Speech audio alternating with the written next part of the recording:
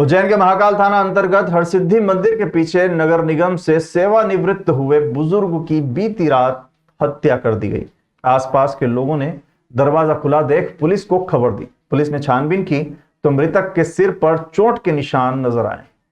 मनकामेश्वर मंदिर के पास रहने वाले बुजुर्ग मोहनलाल शर्मा 64 वर्ष का शव अपने ही घर में मिला। महाकाल थाना टीआई अजय वर्मा ने बताया कि पुलिस को कंट्रोल रूम से सूचना मिली थी कि बुजुर्ग का शव अपने ही घर में पड़ा है। यहां आकर देखा तो बुजुर्ग मोहनलाल की मौत हो चुकी थी। एफएसएल की टीम को बुलाकर जांच करवाई है। पता चला कि बुजुर्ग घर में अकेला रहता था। उनके सिर पर वार कर हत्या की गई है। पुलिस ने छानबीन की तो पता चला कि बुजुर्ग के घर बीती रात उसके नाती आए थे। घर का सामान भी बिखरा मिला। बॉडी को पीएम के लिए जिला अस्पताल पहुंचाया गया है। हत्या की सूचना के बाद आसपास भीड़ एकत्रित हो गई। सूत्रों से मिली सूचना और जानकारी के अनुसार हत्या में परिवार के करीबी लोगों का हाथ बताया जा रहा है। इधर बताया जा रहा है कि आरोपी को राजस्थान के निम्बाहेड़ा में सोने के जेवरात के साथ पुलिस ने गिरफ्तार भी कर लिया है। घटना ऐसी है कि हम कंट्रोल रूम से सूचना मिली थी कि एक कमरे में वहां जो है शव रखा हुआ है और दरवाजा खुला है। ऐसी जानकारी मिलने पर हम तत्काल हमारे इंस्पेक्टर जो है वो पहुंचे, जादव साहब, और उन्होंने घटना स्थल देखा। घटना प्रथम दृष्टया जो है संदिग्ध पाए जाने पर हमने तत्काल अपने एफएसएल अधिकारियों को बुलाया और मौके का निरीक्षण किया। निरीक्षण करने पर जो है मृतक मोहनलाल के रूप में उस व्यक्ति की शिनाख्त हुई है, जो कि नगर निगम में एक कर्मचारी था जो सेवानिवृत्त हो गया था। तो उसके सिर में चोट है। प्रथम दृष्टया ऐसा लग रहा है कि कुछ गंभीर अपराध है। बाकी जो भी है पीएम रिपोर्ट के बाद स्थिति स्पष्ट होगी। इसमें हम आगे कार्रवाई करेंगे। मामला अभी जांच में अभी स्पष्ट नहीं है। पीएम रिपोर्ट मिल जाए। और कुछ सूचना ऐसी है कि रात में उसके नाती आती यहाँ पर आए थे, पर अभी ये सब प्रारंभिक स्तर पर है। पीएम रिपोर्ट आने के बाद ही हम स्थिति स्पष्ट कर पाएंगे। सावन भादो माह में निकलने वाली बाबा महाकाल की सवारियों के क्रम में आगामी 2 सितंबर को बाबा महाकाल की शाही सवारी नगर के प्रमुख मार्गों से निकाली जाएगी। शाही सवारी का मार्ग करीब 7 किलोमीटर लंबा रहेगा। शाही सवारी में उज्जैन, इंदौर, देवास, बंडगर सहित अन्य शहरों की भजन मंडलियां भी शामिल हो रही हैं और सवारी को देखने के लिए लाखों की संख्या में भक्तजन उज्जैन पहुंचेंगे। बाबा महाकाल के सवारी में सुगमता से दर्शन हो सके और किसी भी तरह की श्रद्धालुओं को परेशानी न हो, इन्हीं सभी मुद्दों को लेकर आज आईजी संतोष कुमार सिंह ने पुलिस अफसरों की बैठक ली और आवश्यक निर्देश देते हुए कहा कि किसी भी श्रद्धालु के साथ कोई भी पुलिसकर्मी बदतमीजी न करें और उन्हें धीरे से समझाइश दी जाए, क्योंकि इस दिन सोमवती अमावस्या भी है और मोक्षदायिनी क्षिप्रा में स्नान करने के लिए बड़ी संख्या में ग्रामीण जन भी उज्जैन पहुंचेंगे। आईजी संतोष कुमार ने मीडिया से चर्चा करते हुए कहा कि 2 सितंबर को भगवान महाकाल की शाही सवारी निकलेगी। इसके अलावा इसी दिन सोमवती अमावस्या भी है। दोनों त्योहार एक साथ आने की वजह से विशेष इंतजाम किए जा रहे हैं। इमरजेंसी एग्जिट की समीक्षा भी बैठक में की गई है। पिछली 6 सवारी में शामिल पुलिस अफसरों के अनुभव के आधार पर व्यवस्था को चाक चौबंद किया जा रहा है। जैसा आपको विदित ही है कि 2 तारीख को आने वाले समय में महाकाल भगवान की शाही सवारी निकाली जाएगी। उसकी व्यवस्थाओं के संबंध में आज अधिकारियों से हमने बात की है। जो हमें 2 तारीख को व्यवस्थाएं करनी उसके बारे में तो बातचीत की ही गई है, पर पिछले कुछ समय में हमारे यहाँ 6 सवारियाँ निकली हैं। तो उनमें क्या व्यवस्थाएं थी, अधिकारियों का क्या फीडबैक रहा, ये लेके लगातार जो है हम लोग उसको बेहतर से बेहतर करने का प्रयास करते रहे, ताकि जनता जो आती है दर्शन के लिए, जो दर्शनार्थी आते हैं, जो श्रद्धालु आते हैं, उनकी सुरक्षा से लेकर पालकी और सवारी की भी बेहतर व्यवस्थाएं हो पाएँ। तो इसी संबंध में चर्चा की गई है और ये जो अधिकारी इसमें शामिल होंगे, जो ड्यूटी करेंगे, उनके इसके संबंध में निर्देश दिए गए और उनके फीडबैक को इसमें शामिल करके व्यवस्थाओं को हम कैसे और बेहतर कर सकते हैं, इस संबंध में बात की गई। आपको पता ही है कि सीसीटीवी कैमरों के साथ साथ पीए सिस्टम, डाइवर्जन की व्यवस्थाएँ, इमरजेंसी एग्जिट व्यवस्थाएँ और इसके साथ साथ बल की एग्जैक्ट संख्या मैं आपको नहीं बताऊंगा, पर पर्याप्त बल लगाया जाएगा ताकि हम सुरक्षा व्यवस्था को सही तरीके से कर पाएँ। श्रद्धालुओं की संख्या जैसा आपको पता है कि उस दिन सोमवती अमावस्या भी है, तो हमारे यहाँ जो घाट हैं वहाँ भी भीड़ होगी। तो श्रद्धालुओं की काफ़ी संख्या रहती है और साथ साथ क्योंकि ये शाही सवारी होगी और इसमें भजन मंडलियाँ, बैंड्स बहुत सारे आते हैं और जैसा आपको विदित ही है कि माननीय मुख्यमंत्री महोदय के निर्देशानुसार इसमें जो है हमारे आदिवासी क्षेत्रों के जो ग्रुप हैं और जो उनके डांस ग्रुप्स हैं, उन लोगों ने भी आके प्रदर्शन दिया है। तो कुल मिला के एक बहुत ही भव्य तरीके से शाही सवारी होगी और लगभग 70 से ज़्यादा इसमें भजन मंडलियाँ, बैंड वगैरह इसमें शामिल होंगे। राजस्व अभियान 2 में जिले में टारगेट पूरा नहीं करने वाले राजस्व अमले पर कार्रवाई की जा रही है। नागदा तहसील के 7 पटवारियों पर लक्ष्य पूरा नहीं करने पर विभागीय जांच शुरू की गई है। इसको लेकर जिले के पटवारियों में गुस्सा है और वे 3 दिन के अवकाश पर चले गए हैं। जिले के 535 पटवारियों के अचानक छुट्टी पर जाने से राजस्व विभाग में काम ठप्प हो गया है। जिले के अलग अलग तहसीलों में पटवारी संघ ज्ञापन देकर अपना विरोध दर्ज करा रहे हैं। पटवारी संघ के संभागीय और जिला अध्यक्ष ने बताया कि राजस्व विभाग की मुख्य कड़ी पटवारी ही होता है। नागदा में जिस प्रकार 7 पटवारियों पर कार्रवाई हुई है वो गलत है, इसलिए हम पटवारी विरोध में छुट्टी पर हैं। हमने एसडीएम तहसीलदार को सबको बता दिया था कि ये समस्या, जैसे बहुत जगह बंदोबस्त नहीं हुए, उसका नक्शा और गांव ग्रामीण नक्शा जहाँ बंदोबस्त हुआ है उन्होंने दोनों का अलग अलग स्केल है, वो सभी दोनों एक स्केल में कटवाना चाहते हैं, इसलिए नहीं हो पा रहा पूरे।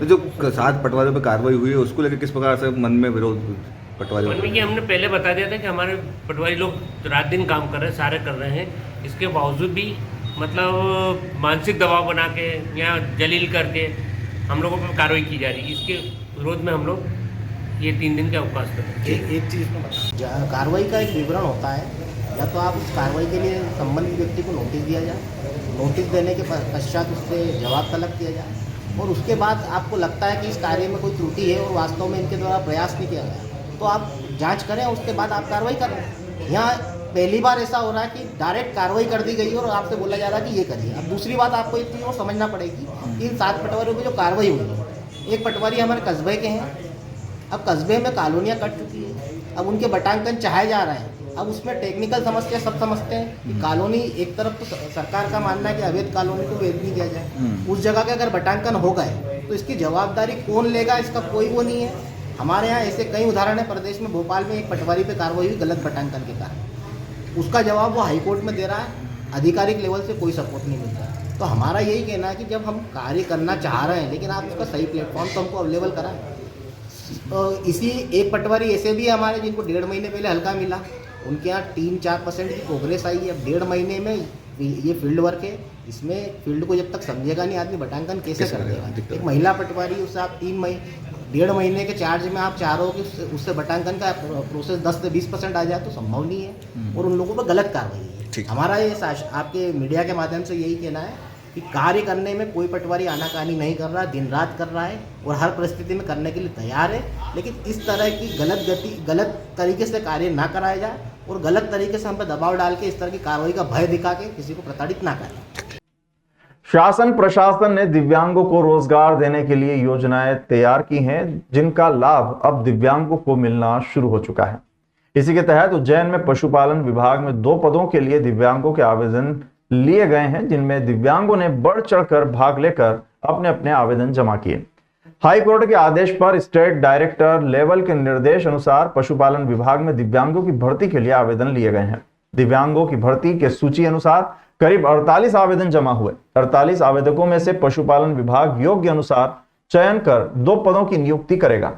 पशुपालन विभाग के डायरेक्टर डॉक्टर परमार ने जानकारी देते हुए बताया कि सभी के आवेदन लेकर वेरीफाई कर उनके डॉक्यूमेंट भोपाल भेज दिए जाएंगे। इस पद पर योग्यता के अनुसार 2 पदों की ही नियुक्ति की जाएगी। ये आज दिव्यांग भर्ती के लिए हाई कोर्ट के निर्देश थे, उसके तहत हमारे जो अपने इस स्टेट लेवल से, डायरेक्टर लेवल से हमको निर्देश मिले थे कि आपको अपने जो रोस्टर के आधार पर दिव्यांगों की भर्ती करना है। मतलब वो तो जानकारी मांगी थी कि कितने पद आपके यहाँ रोस्टर के आधार पर हो, तो अपने यहाँ 2 रोस्टर के आधार पर 2 पद की नियुक्ति दिव्यांगों की थी और विज्ञप्ति भोपाल से जारी हुई थी और उसमें 2 पद की विज्ञप्ति के लिए 22 तारीख तक के आवेदन लिए गए थे और उसके बाद आज उनके आवेदन का वेरिफिकेशन किया जा रहा है। उसके बाद जो भी मेरिट के आधार पर जिसका भी होगा उसका सिलेक्शन की सूची बाद में पूरी लगाई जाएगी और दावा आपत्ति जिसको रहेगी उसके लिए समय दिया जाएगा और फाइनल सूची फिर बाद में जारी की जाएगी। कितने लोगों ने उज्जैन के इसमें आज 48 आवेदन आए थे हमारे पास, जिसका हमने क्या नाम से इनको आज का वेरिफिकेशन किया जा रहा है और जो भी पात्र रहेगा पात्रता के आधार पर मेरिट सूची बनाई जाएगी और ये 48 आवेदन प्राप्त हुए थे। स्कूली शिक्षा विभाग में अतिशय शिक्षकों की कमी वाली शालाओं में पद स्थापना के संबंध में काउंसलिंग की जा रही है। काउंसलिंग की कार्यवाही 28 अगस्त से शुरू हुई है, जिला शिक्षा अधिकारी कार्यालय पर की जा रही है। इस संबंध में लोक शिक्षण संचालनालय में जिला शिक्षा अधिकारियों को निर्देश जारी किए हैं। विभिन्न शैक्षणिक संस्थाओं में संख्या मान और विषय मान के हिसाब से अतिशय शिक्षकों की स्थिति एजुकेशन पोर्टल पर प्रदर्शित की गई है। जिलों में वर्ग 3 श्रेणी के समस्त रिक्त पदों की सूची को प्रमाणित करने के बाद काउंसलिंग स्थल के सूचना पटल पर चस्पा किए जाने के लिए कहा गया है। इस व्यवस्था से समस्त अतिशेष शिक्षक उस सूची का सुविधानुसार अवलोकन कर सकेंगे। जिला शिक्षा अधिकारियों को काउंसलिंग के संबंध में विस्तृत दिशा निर्देश जारी किए गए हैं। प्रत्येक जिले में काउंसलिंग प्रक्रिया के पर्यवेक्षण, अनुवीक्षण तथा समन्वय के लिए एक अधिकारी काउंसलिंग के प्रारंभ से अंत तक काउंसलिंग स्थल पर उपस्थित रहेगा। काउंसलिंग प्रक्रिया में पारदर्शिता सुनिश्चित करने की जिम्मेदारी पर्यवेक्षक को दी गई है। राज्य स्तर से समस्त कार्यवाही का पर्यवेक्षण राज्य स्तरीय काउंसलिंग समिति द्वारा किया जाएगा। राज्य समिति संचालनालय वेब के माध्यम से समस्त जिलों से ऑनलाइन जुड़ी रहेगी। काउंसलिंग में शामिल अतिशेष शिक्षकों के पद स्थापना संबंधी आदेश आयुक्त लोक शिक्षण द्वारा ऑनलाइन जारी किए जाएंगे। जिले के ऐसे अतिशेष शिक्षक जिनके द्वारा उक्त काउंसलिंग में भाग नहीं लिया जाएगा अथवा उपलब्ध रिक्त स्थानों में से किसी भी रिक्त स्थान पर चयन नहीं किया जाएगा, ऐसे सभी अतिशेष शिक्षकों की कमी वाली शेष शालाओं में प्रशासकीय स्थानांतरण का प्रस्ताव लोक शिक्षण संचालनालय में प्रस्तुत करने के निर्देश दिए गए हैं। काउंसलिंग संबंधी जारी किए गए दिशा निर्देश स्कूल शिक्षा विभाग के एजुकेशन पोर्टल पर भी देखे जा सकते हैं। उज्जैन के विक्रम विश्वविद्यालय की ओर से एलएलबी द्वितीय सेमेस्टर के कॉन्स्टिट्यूशन लॉ ऑफ इंडिया विषय का प्रश्न पत्र परीक्षा से पहले ही आउट हो गया। नीमच के शासकीय कॉलेज में 24 अगस्त को प्रश्न पत्र का लिफाफा खोलकर वितरित भी कर दिया। इसके बाद समझ में आया कि जो प्रश्न पत्र वितरित किया है उसकी परीक्षा 10 सितंबर को होना है। मामले में विश्वविद्यालय प्रशासन ने शासकीय कॉलेज के प्राचार्य को नोटिस जारी किया है। 2 सदस्यीय जांच समिति भी बनाई गई है। जांच के बाद दोषियों के खिलाफ कार्रवाई की जाएगी। मामले में विक्रम विश्वविद्यालय के कुलगुरु अखिलेश कुमार पांडे ने बताया कि विक्रम विश्वविद्यालय द्वारा आयोजित एलएलबी द्वितीय सेमेस्टर की परीक्षा के दौरान 10 सितंबर को कॉन्स्टिट्यूशन लॉ ऑफ इंडिया प्रश्न पत्र की परीक्षा आयोजित होना थी। स्वामी विवेकानंद शासकीय स्नातकोत्तर महाविद्यालय नीमच में लापरवाही के कारण 24 अगस्त को ही इस प्रश्न पत्र का लिफाफा खोलकर विद्यार्थियों को यह प्रश्न पत्र वितरित कर दिया गया, जिसकी सूचना कॉलेज प्रशासन ने तत्काल उसी दिन विश्वविद्यालय को दे दी थी।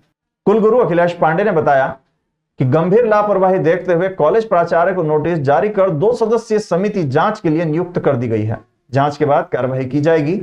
जो प्रश्न पत्र का लिफाफा खोला गया है उसका जितना भी खर्च आएगा वो दोषियों से ही वसूला जाएगा। एक पेपर नीमच में लॉ कॉलेज से आउट हुआ है। एक्चुअली वो पेपर पोस्टपोन किया गया था और उसकी सारी सूचना भी वहाँ भेजी गई थी, काफ़ी पहले भेज दी गई थी, लेकिन किसी कारण से वो पेपर जो वहाँ के जो टीचर्स रहे हैं उन्होंने ओपन करके और बांट दिया था।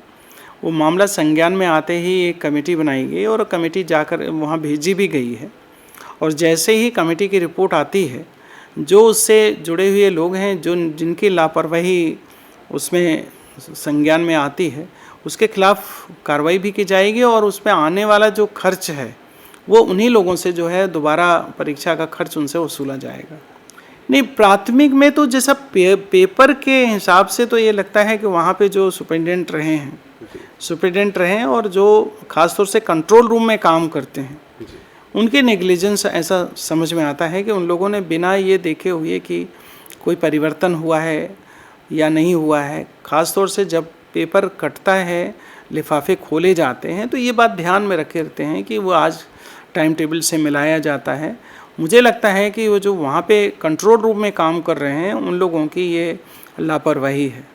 गोवत्स द्वादशी के अवसर पर महापौर ने किया गाय और बछड़े का पूजन। गोवत्स द्वादशी यानी कि बज बारस के अवसर पर महापौर मुकेश टटवाल ने कपिला गौशाला पहुंचकर गाय और बछड़े को गुड़ खिलाकर पूजन किया एवं गोवंश के लिए 30 काऊ बैट का गौशाला के महाराज अच्युतानंद जी को प्रदान किए। इस अवसर पर एमआईसी सदस्य सत्यनारायण चौहान, प्रकाश शर्मा, शिवेन तिवारी, रजत शर्मा, कैलाश प्रजापत, अपर आयुक्त पवन सिंह, उपायुक्त संजेश गुप्ता, मनोज मौर्य, संजय कुलश्रेष्ठ आदि मौजूद थे। आप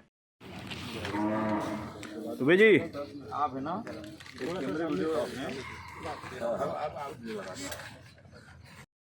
कपड़ा भी मंगाया लोग आएंगे जाएंगे तो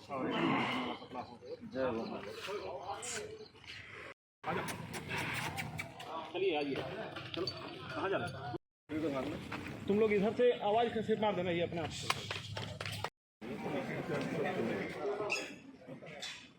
उज्जैन में बजबारस पर शुक्रवार को सिंधिया ट्रस्ट के द्वारकाधीश गोपाल मंदिर में माखन मटकी फोड़ी गई। इसके बाद वर्ष में एक बार दिन में दोपहर 12 बजे होने वाली शयन आरती की गई। भगवान की बाल लीला के दर्शन तथा शयन आरती में शामिल होने के लिए सैकड़ों की संख्या में भक्त मंदिर पहुंचे। दिन भर दर्शनार्थियों का तांता लगा रहा। मंदिर की परंपरा अनुसार जन्माष्टमी के 5वें दिन भगवान के बड़े होने पर माखन चोरी की लीला हुई। इसके लिए बच्चों को राधा कृष्ण के रूप में श्रृंगारित किया गया था। वहीं भक्त ग्वाल बाल के रूप में भी मौजूद थे। सुबह 11 बजे मंदिर में कृष्ण लीला के दर्शन के लिए भक्त उमड़ने लगे थे। दोपहर 12 बजे जैसे ही मंदिर के मुख्य द्वार पर बंधी माखन मटकी को फोड़ा गया, भक्त नंद किशोर माखन चोर के जयकारे लगाने लगे। संपूर्ण मंदिर परिक्षेत्र ब्रिज धाम की तरह नजर आ रहा था। भक्तों को माखन मिश्री का प्रसाद भी वितरित किया गया। आज ही के दिन महिलाओं द्वारा सुबह संतान की दीर्घायु के लिए गाय व बछड़े का पूजन भी किया जाता है। इसके बाद मंदिर में कथा का श्रवण किया जाता है। इस दिन गेहूं के आटे का सेवन निषेध माना गया है, इसलिए व्रत वाली महिलाओं ने ज्वार और मक्के के आटे की बनी रोटी का सेवन किया। मालूम हो कि आज के दिन चाकू या धारदार वस्तु से कटी सब्जी, फल आदि का सेवन भी नहीं किया जाता है।